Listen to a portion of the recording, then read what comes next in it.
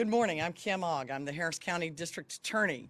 We're here to update the public on the ongoing investigation into criminal activity within the jail. A special investigative unit of the Harris County Sheriff's Department, along with our Public Corruption Division at the DA's office, have been investigating crimes occurring in the jail, beginning with the fentanyl deaths or fentanyl-related deaths of several inmates. As a part of that and other investigations, 3 people today are being charged and have been 2 arrested and 1 in custody for an organized crime case with money laundering as the underlying felony offense. In this case, Joshua Sinclair Owens, 35 years old, has had his commissary account seized by the district attorney's office as a result of evidence showing that the funds in his commissary were received through drug smuggling. These criminal proceeds being seized is a historic tactic for this district attorney's office. To the best of our knowledge, in Harris County, an inmate's commissary funds have not been seized as the proceeds of a crime.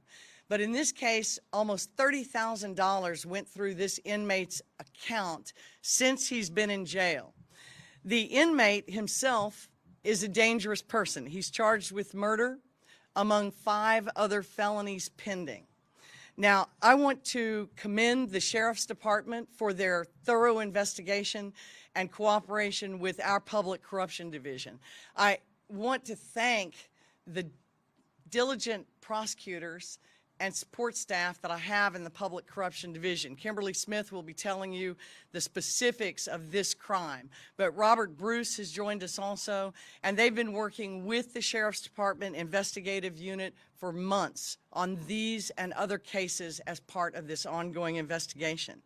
What stands out about this case is that this defendant, Joshua Sinclair Owens, along with 2 other individuals, family members out in the free world, also charged, has run this operation from within the Harris County Jail.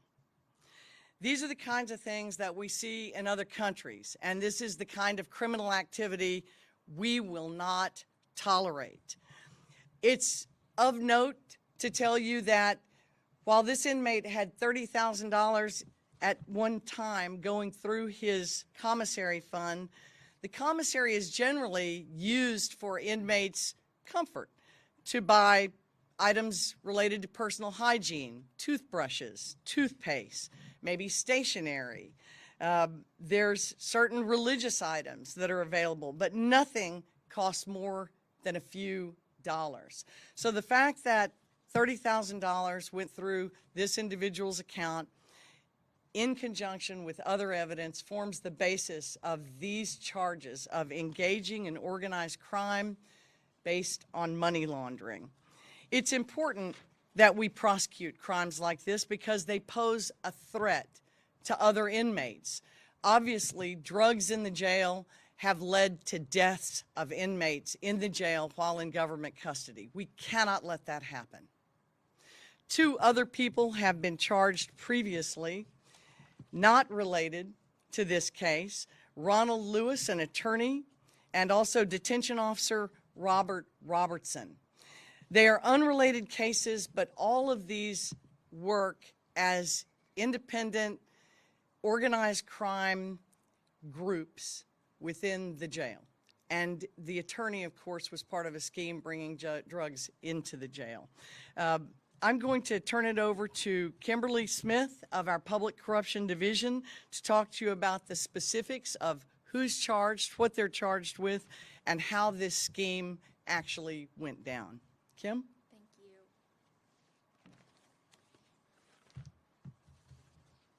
Thank you, Kim, and good morning, everyone. As District Attorney Kim Ogg stated, the target of this investigation is Joshua Sinclair Owens. He is charged with 5 felonies currently, the highest charge of which is murder, and he faces up to life in prison. He definitely is a dangerous individual, and he is currently making thousands upon thousands of dollars in the Harris County Jail, smuggling, distributing, and selling drugs within the jail. In this scheme, Owens would sell drug-laced papers to other inmates, have those inmates pay him through the Cash App account, and then Owens would instruct his accomplices in the free world on how and when to launder the money from Owens' Cash App account and into his commissary account. The Harris County Sheriff's Office team of investigators discovered by listening to Joshua Owens' jail calls, telling the accomplices, who are his family members, one being a stepsister and one being a cousin, who assisted in laundering the money from inmate Owens' commissary account, and these individuals are now co-defendants facing up to life in prison as well for the same charges. So at this time, we have not been able to establish a direct link as to who exactly is smuggling the drugs into the jail, but this is an ongoing investigation and working very hard to find a direct link as to how Owens is able to acquire these sheets of drug-laced paper.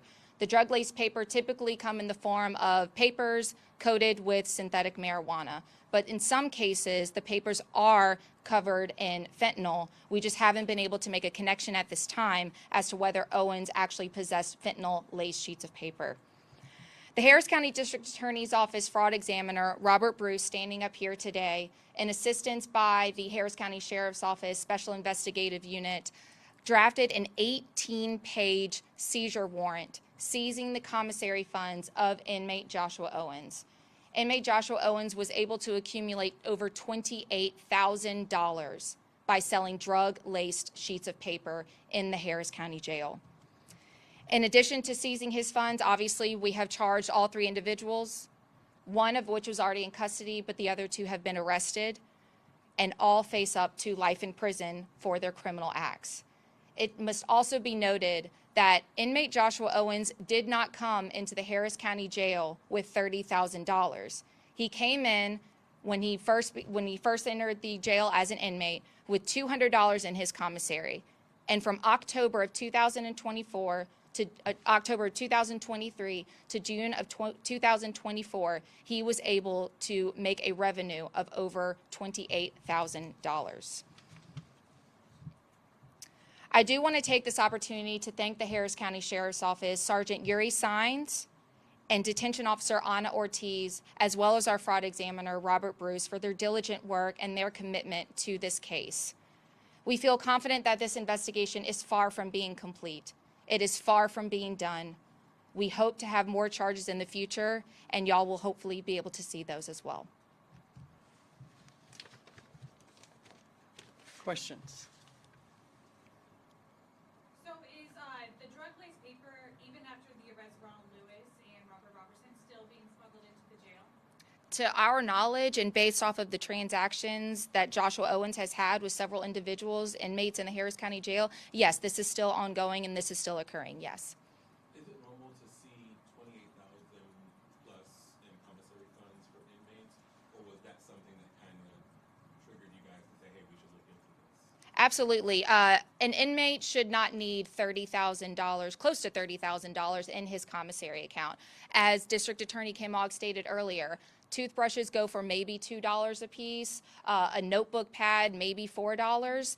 So to have that amount of money sitting in your commissary, it could only be used for whenever the inmate gets out of jail at some point, to take that money and then use it for whatever purpose later in life. What triggered the investigation? Was it the amount of money in the account? This is an ongoing investigation, so I'm not really at liberty to discuss how it all developed. But what I can say, what drew our attention to this and this cause and what we're trying to stop at this point was the fentanyl-related deaths. People are dying within the Harris County Jail from smoking papers covered in fentanyl. So we've been working nonstop around the clock trying to find who is the cause of this problem. How many deaths were related to? So, no, for right now, as of today, we cannot say for sure that any fentanyl deaths were related to this inmate, but we are aware of at least, I believe, 2 fentanyl deaths in the jail. I can address that. Yes, sir.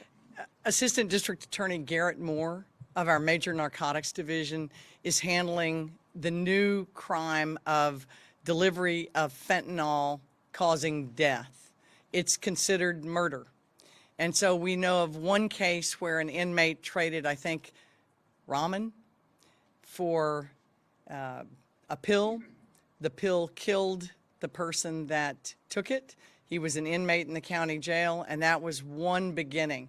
But there have been a number of complaints and tips and investigations by the Sheriff's Department. Like we said, these are all organized crime groups, not necessarily affiliated with each other, but operating within and outside the jail to smuggle contraband. Is it believed that other inmates are using the same laundering tactic, or is it just Owens? I think that's part of the ongoing investigation. There's various ways to sell drugs and receive compensation, and I would suggest that all are possibilities right now in terms of the investigations that are ongoing. The attorney and the jailer, are they thought to be part of this operation? No, they are a separate group that came to the attention of the Public Corruption Division and the Sheriff's Department. The unusual thing about this inmate is the amount of money, and we do suggest a cap be placed on the commissary fund at the Sheriff's Department to prevent exactly this type of crime. That would be the policy of the sheriff, and you'd have to talk to him, but I think there needs to be a reasonable relationship between the amount of money in a defendant's commissary, which is a jail bank account, and what the alleged need of the commissary fund is, which is to purchase personal items at the commissary, none of which cost more than a couple of dollars. So whatever policy is involved, it's just suggested to consider placing a cap on it. There was a loophole that allowed the inmate to do it this way. Could you explain that loophole? Yes. Did you? I believe so. Sorry. No, go ahead. Because she does it better than I do. I don't quite know how the commissary fund works. So essentially, what this particular inmate did, and what we can prove, is that he would have the other inmates pay him via Cash App onto his Cash App account. This Cash App was being managed, maintained by these additional family members who we have charged in the 3 indictments as well. And so he would have them transfer money from the Cash App account and onto his commissary account. Now, the reason why he would not allow for the cash to sit on his Cash App account was because at a certain point, Cash App will shut down an account if there's some suspect of suspicious activity going on. So that's why he would constantly have small transfers being done, and that's how he would get around all of this. This is the loophole the cash pay today. Oh, yes, ma'am. And so another venue of getting money onto the commissary would be kiosks at Walmart, at Walgreens. These kiosks essentially allow you to put any number of money on someone's books, their commissary account. So generally there is a cap. It's about $200 that you can put on an inmate's commissary account. But by going to these kiosks, you can do any number amount of money. So it's a loophole. How were the inmates using Cash App to pay this guy? Do they have phones or something? So the way that they would manage their Cash App, do payments through Cash App, again, is to have the family members manage their account for them. So family members, so say inmate Owens would sell sheets of paper to another inmate, that inmate would have someone in the free world for them pay inmate Owens on his Cash App account, which is managed by the 2 other people we've indicted. So the payment occurs outside the jail, and then the money flows back into the inmate's account. There's a lot of effort being put into allowing these inmates to do drugs in jail. It is truly a criminal enterprise. 2 questions. So you guys said that there were 3 people charged in this organized crime. Is that Josh and then his 2 family members? That is correct. Okay. And the 2 family members, they are arrested and not in custody? They are in custody, yes. They have been arrested and they are in custody. So in Nathaniel Campbell and Lativia Bailey.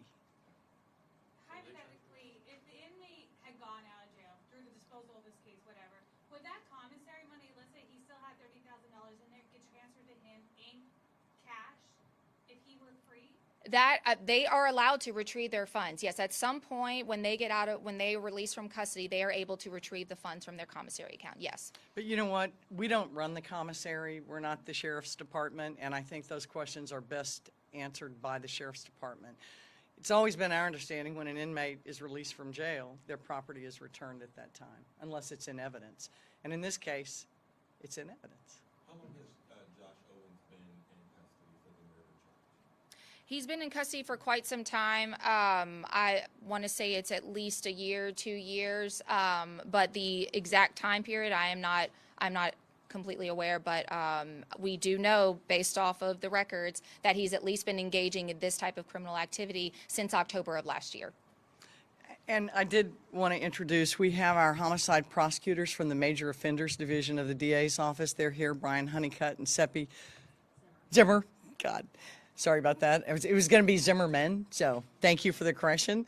Anyway, they've got the murder case. They can answer, if they can, any questions about the murder. But the corruption cases are being handled by the Public Corruption Division. And we have members of our asset forfeiture team around somewhere, short, behind a camera. So we have a whole asset forfeiture division that actually files the civil suits, collects the money, and there's a process for that. We have used it traditionally for human trafficking and drug smuggling proceeds. Also car racing and that kind of thing where cars are forfeited. But in this case, it's historic, we believe, in Harris County and maybe Texas to have seized a criminal defendant's jail commissary fund as the proceeds of crimes he committed while in jail. What is the likelihood, or how close are you guys to being able to link who caused these drug-induced deaths? I got to say, that's part of the ongoing investigation by the Sheriff's Department and this division. What was the relationship of the two family members? Was this a brother, sister, cousin, mom, aunt? Yes, so one was a cousin, and one we believe is a stepsister, I believe. Cousin and a stepsister. Yes. Are there other commissary accounts with questionable amounts of money? It's an ongoing investigation, and we're finding out more information each and every day, getting new leads, new tips. And so, yeah, hopefully we will have charges in the future, but at this time we can't say for sure.